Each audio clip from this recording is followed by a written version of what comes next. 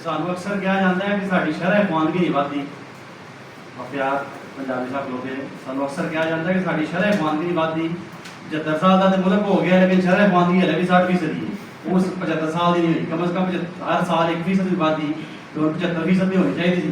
तो मैं क्या, जो इंपोर्टेड जबाना पढ़ाओगे, इंपोर्टेड जबाना का बेहतरीन दोगे, तो शरह खवानगी किवें बढ़ेगी? तो उन्होंने लोगों वास्ते कि कमीने अगे गर्ज पेश करके, कमीने अगे गर्ज पेश करके अन्ने अगे मूर्खा रोन लगाए। कमीने अगे गर्ज पेश करके अन्ने अगे मूर्खा रोन लगाए। दामन समझ लै मारी गई ये मत तेरी, गां समझ के झोटे नूं चोन लगाए।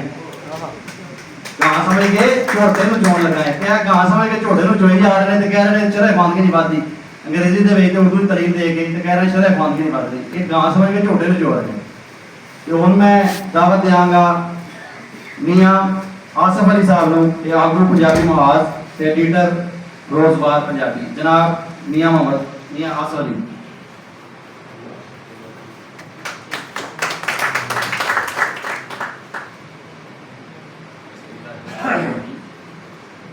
एक किताब जी हुसैन भट्टी साहब ने लिखी है,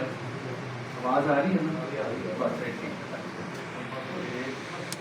अच्छा, ये किताब जो उन्होंने शुरू की सी लिखनी, उदों तो उन्होंने नाल मेरा एक राबता भी सीगा कि वो कर भी रहे थे। अच्छा, मेरी 7 मिनट में निबेड़ देनी है गल। तो हुसैन साहब का ये वो काम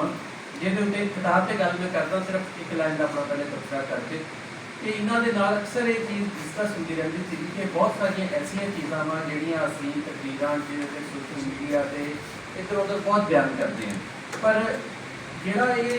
अज तक किताबी सूरत के चीज़ा मौजूद नहीं। हुसैन भट्टी साहब ने वो उत्ते काम शुरू किया, और जिदा उन्होंने काम किया वा तहकीक नाल और तारीख के हवाले नाल कीता काम, वो 48 घंटे भी ये उत्ते इस किताब के उत्ते काम करते रहे। तो ये सब तो अहम चीज़ा आई वा मैनू जो लगियां हाले, क्योंकि किताब मिली अज आ। हुसैन साहब ने कहा कि किताब आंदी आंदी आंदी फिर अज ही आई तो हुणे मिली आ। सब तो वड्डी जी 205 नंबर सफ़े के उत्ते हुसैन साहब ने एक बकायदा अक्स लाया वा किताब का। जिन्होंने दोस्तों को किताब हैगी और 205 सफ़ा देख सकते हैं। वो सचल सरमस्त साढ़े एक सिंध के बहुत बड़े सूफी शायर। अच्छा, जिन्हों के बारे रूटीन जिन्होंने सिंध के नाल जोड़िया जाता, साड़ी एक बहुत बड़ी मैं कहना वा कि बदकिस्मती भी आ, और शायद तवज्जो नहीं गई किसी दोस्त की कि असीं जिन्होंने अपने 7 बाबियां दी फोटोआं इकट्ठियां बनाईयां तो उनके सचल सरमस्त नूं मिस करता।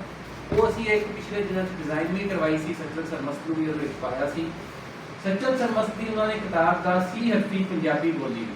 ये उन्होंने उहदा टाइटल उहदे विच लाया। फिर दूसरा एक लाया सचल जो कलाम, सचल सरमस्त या पंजाबी दौड़े। ये एक ऐसी चीज़ है जिहड़ी साडे लई एक रैफरेंस के तौर के उत्ते काम आएगी, और असी लोगों को दिखा सकते हैं कि आ देखो कि सचल सरमस्त जिन्हों अजकल सिंधी का शायर और एक और जो पंजाबी का लहजा वा जिन्होंने जुबान का नाम दिता गया, वो भी अपने खाते पाने की कोशिश कर रहा है। वो बेसिकली साढ़े पंजाबी के शायर। अच्छा, उस तो बाद जो अगे आके इन्होंने जो अगला काम किया वा फकीर कादर बख्श बेदल वाला। फकीर कादर बख्श बेदल जोड़े आ, ये भी रोड़ी के सखर के सिंध के शायर आ। इन्हों के बारे भी इन्हों के उत्ते भी एक ठप्पा लाने की अजकल कोशिश की जा रही है, सिंधी ते एक पंजाबी दे ही एक रियासती मुल्तानी लहजे का। तो इन्हों भी इन्होंने बकायदा उन्होंने कलाम के नाल और सारा लिया के विच दिखाया। ये साडे लिए एक बड़ी अहम चीज़ है जिहड़ी कि सानू शायद उवें लभदे लभांदे बड़ी औखी लगदी। अगला इन्होंने जो काम किया फकीर बेदल हुणां दा ते दूजे पासे रांझे का तख्त हज़ारे का जो आपस में जोड़ के तख्त हज़ारा छोड़ रंगपुर के रांझण आया। यानी जी साड़ी रवायत आ उतों लैके रांझे तो लैके ससी तो लैके इत्थे तक वो सारी इन्होंने जोड़ के नाल वो दिखाई है कि ये चीज़ा मौजूद है। अच्छा, इस नाल एक मैं होर भी हाशिम शाह वाला तो जो इन्होंने किया ही किया विच। अगला एक बहुत वड्डी जी चिराग दीन जोने के वाला, साढ़े ऐसे शायर साढ़े ऐसे बुजुर्ग जिन्हों का तारीख के रिकॉर्डेड तारीख के जिक्र नहीं किया जाता, उन्होंने इन्होंने इकट्ठा करके लिया और सामने लैके आंदा। हज़रत मियाँ चिराग दीन जुनेका वाला जो 1898 जिन्हों की पैदाइश है, उन्होंने जो अगला जो असल काम मैं दसना चाह रहा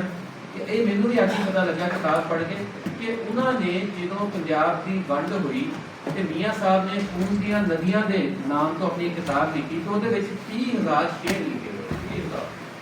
30,000 30,000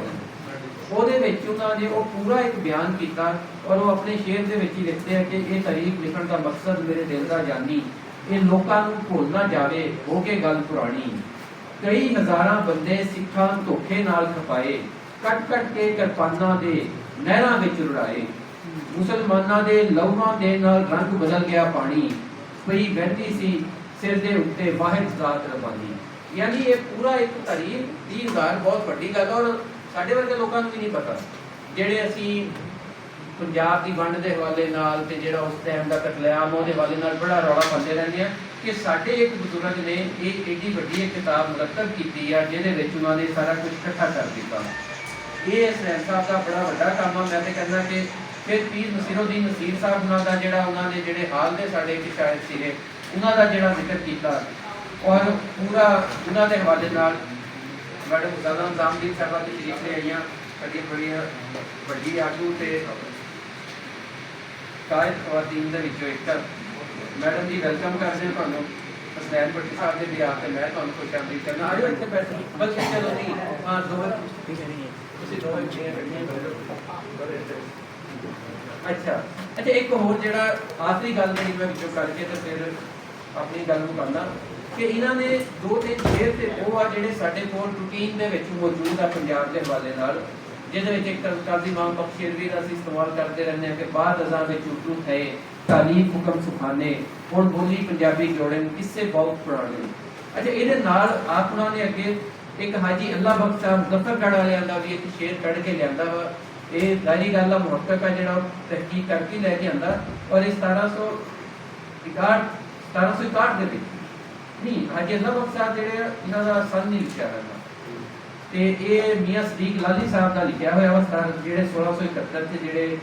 ਲਾਲੀਆਂ ਦੇ ਵਿੱਚ ਪੈਦਾ ਹੋਏ ਕਿ 17ਵੀਂ ਇਹ ਹਦੀਸ ਨਬੀ ਦੀ ਆਪ ਸਦੀਕ ਪੰਜਾਬੀ ਯਾਨੀ ਉਦੋਂ ਦਾ ਵੀ 1671 ਦਾ ਵੀ ਪੰਜਾਬੀ ਚ ਕੱਢ ਕੇ ਲਿਆਂਦਾ ਫਿਰ ਜਿਹੜਾ ਖਵਾਜਾ ਨੂਰ ਮੁਹੰਮਦ ਮੁਹਾਜੀ ਸਾਹਿਬ ਆ ਉਹਨਾਂ ਦੇ ਮੁਰਸ਼ਿਦ ਮੌਲਾਨਾ ਫਖਰੁਦੀਨ ਫਖਰ ਜਹਾਨ ਦਹਿਲਵੀ ਉਹਨਾਂ ਦੇ ਹਵਾਲੇ ਨਾਲ ਜਿਹੜਾ ਲੈ ਕੇ ਆਏ ਕਿ ਮੱਖਣ ਪੰਜਾਬੀ ਲੈ ਗਿਆ ਛਾਛ ਪੀਓ ਸੰਸਾਰ ਯਾਨੀ ਇਹ ਉਹ ਚੀਜ਼ਾਂ ਵਾ ਜਿਹੜੀਆਂ ਲੱਗਣੀਆਂ ਏਡੀਆਂ ਸੌਖੀਆਂ ਨਹੀਂ ਜਿਹੜੀ ਤਹਿਕੀਕ ਦੇ ਵਿੱਚ ਇੱਕ ਮੁਹੱਕਕ ਜਿਹੜਾ ਹੁੰਦਾ ਵਾ